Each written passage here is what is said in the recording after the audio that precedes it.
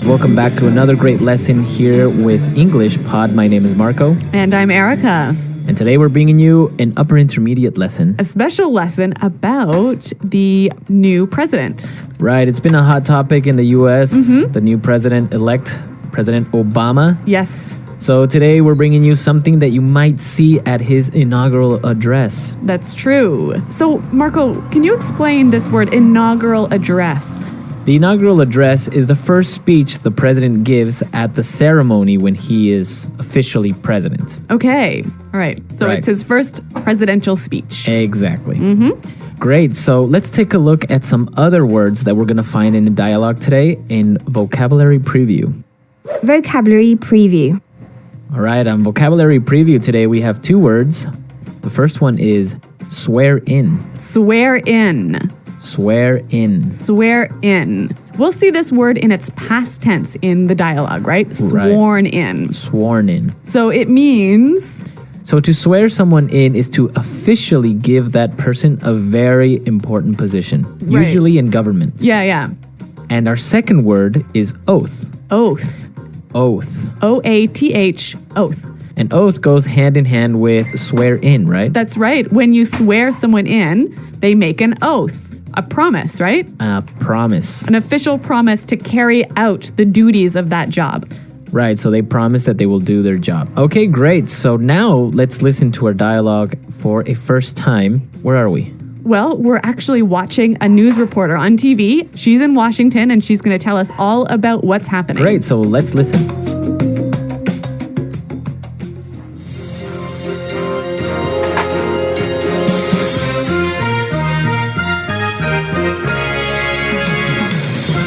This is Madeline Wright for BCC News reporting live from Washington, D.C., where very shortly the new president will deliver his inaugural address.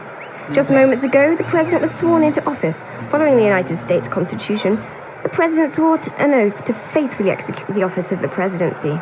And what exactly is going on now, Madeline? Well, Tom, true to American tradition, the band has just played Hail to the Chief, and the president has been honored with a 21-gun salute. Now we're waiting for the president to take the stage and deliver his speech. Tom, it's like the who's who of the political world here on Capitol Hill, with dignitaries representing several different countries. What's the mood on the ground like, Madeline? In a word, the mood here is electric. The excitement in the air is palpable. I've never seen a larger crowd here on Capitol Hill. The audience is shouting, crying, and embracing each other. On this, a most historic day, you can feel the hope and the excitement in the air. The 20th of January will go down in history as the... Oh, Tom, it looks like the president is about to begin. My fellow Americans, I stand before you today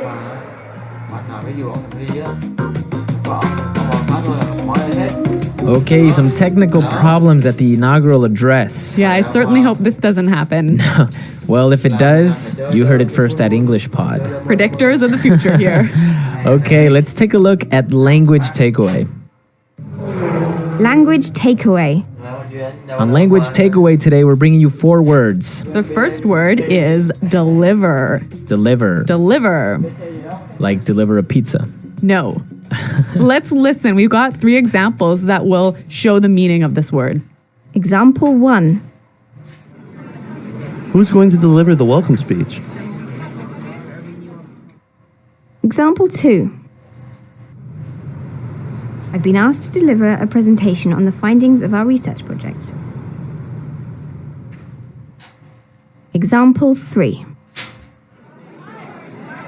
Dr. Rosen is delivering a lecture on macroeconomics. Okay, so deliver a speech. Say a speech. To say a speech. Yeah, So you wouldn't say a speech, you would say deliver a speech. exactly. Okay. Okay, our second word for language takeaway, the who's who. The who's who. The who's who. So this is a funny expression, hey? It's kind of weird.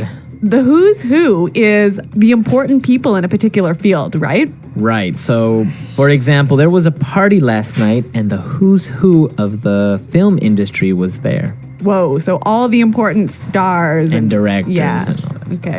Okay. You could also say the funeral was like a who's who of the political world. Okay, so all the important political figures were at this funeral. Exactly.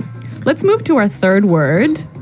Dignitaries. Dignitaries. Dignitaries. Dignitaries. Okay, we have some great examples so you can understand what this word means. So let's listen. Example 1. Several important dignitaries were present at the opening ceremony, including the President of Brazil, the King of Spain, and the Pope. Example 2. There are going to be a lot of foreign dignitaries at the dinner. So basically, we can understand that dignitaries are really important people, right? Right. Important political or religious figures. I see. All right, now our last word for language takeaway, palpable. Palpable. Palpable. Palpable. When something is palpable, it's so strong you can feel it. Okay, so it's a very strong feeling. You can almost touch it. Yeah, like the excitement was palpable or the fear was palpable. Okay, interesting word, palpable. Let's listen to our dialogue again, and now let's try and listen to all these words we just talked about.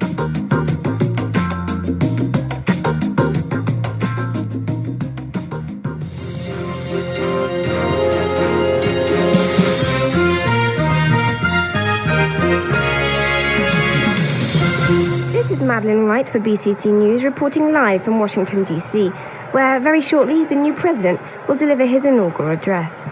Just moments ago, the president was sworn into office. Following the United States Constitution, the president swore an oath to faithfully execute the office of the presidency. And what exactly is going on now, Madeline? Well, Tom, true to American tradition, the band has just played Hail to the Chief, and the president has been honored with a 21-gun salute. Now we're waiting for the president to take the stage and deliver his speech. Tom, it's like the who's who of the political world here on Capitol Hill, with dignitaries representing several different countries. What's the mood on the ground like, Madeline?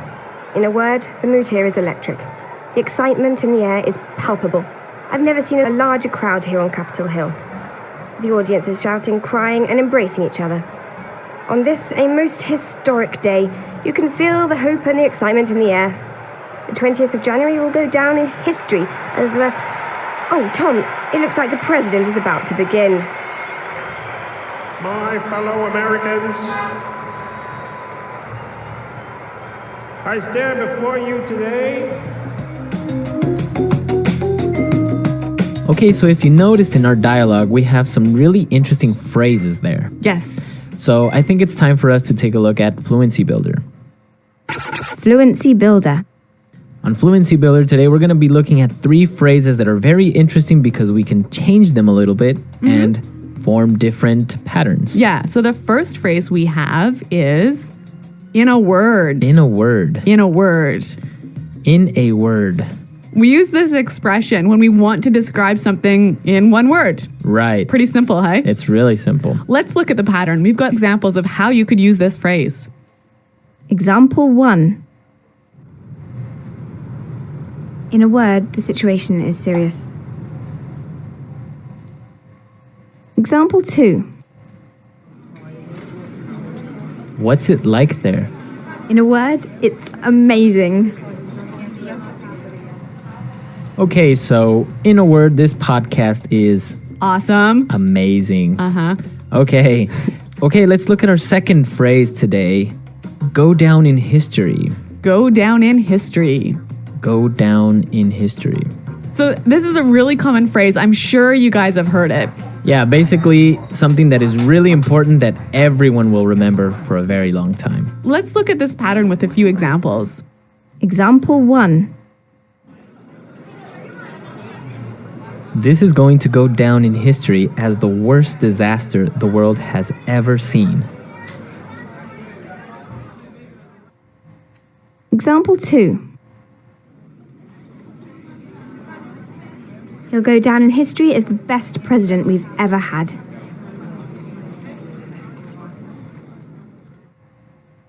Example 3. This day will go down in history.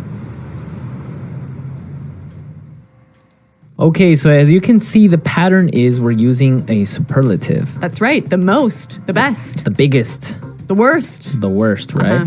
And our final phrase in putting it together is My fellow Americans. my fellow Americans. My fellow Americans. So obviously you can change this one up a little bit, hey? Right. You can say my fellow co-workers, My fellow citizens. my fellow family members. Yes. So basically, fellow just means like dear Yeah. in some way. Similar. Similar. Yeah. So we looked at some great vocabulary and phrases, and now let's talk a little bit about these American traditions when electing a new president. Yes. Today in the studio, we have JP who's joining us, Hi, everyone. Hey, JP. and he's going to be talking to us about these traditions. Oh, I am. Okay. Yeah. What are we going to talk about? 21 gun salute. What's that all about? The 21 gun salute is the military salute where they say, and now we will have the 21 gun salute. So 21 soldiers with their rifles, they go, hur, hur, hur, and they all shoot them off at the same time. And I don't know why. I think it's a sign of respect, hey? Yeah. Weird respect, though. Well, shooting I think in guns. Europe they would do a cannon or something. Oh. Right. One cannon right. salute? No, well, just cannons. Maybe just one cannon. Maybe our European listeners know the answer to Maybe. this. Okay. And what about this song, Hail to the Chief? Do you know anything about that? I do not know anything about it, except that it's a march, and I think it's Sousa. I think John Philip Sousa wrote it. And whenever the president walks into a room, they play that song. Really? Yes, and I played it once for President Bush, the first one. I was a drummer. You did? And my marching band had to play that song for him. Oh my God, Wow. JP, you're like famous. Yeah, this was back in like 1986 or something. Was that even an election year? 88? I don't know. Well, you did play for the president, so you That's know. pretty cool. Yeah. So, JP, do you have any other sort of traditional things that happen when the president becomes the president? Well, I can tell you that Jimmy Carter, you know, when he was elected president, this motorcade was going down Pennsylvania Avenue, and he stopped the car and got out. Really? What? Yeah, to walk. He wanted to walk down Pennsylvania Avenue. He wanted to walk down the, down the street. To be with the people. Yeah, I think so, and I think it made the Secret Service insane. Maybe the car smelled bad or something. Maybe so. I think that is my memory of it. I might be confusing with The West Wing, but I'm not sure. Too much TV. Yeah, maybe. But when the president walks, it's a big deal. So, JP, do you do anything special for the inauguration ceremony? I always take the day off to watch. You do? I love watching it. I love, I love the swearing in ceremony, the ritual of it, the speech. All right, everyone, we're out of time. I hope you enjoyed this political lesson. And I hope you have a happy inauguration day. Happy inauguration day, everyone. Yeah. Okay. All right, great. We're definitely going to take the day off to watch it with JP. And hopefully you guys can too. Well, thanks for listening, everyone. And until next time, goodbye. Bye.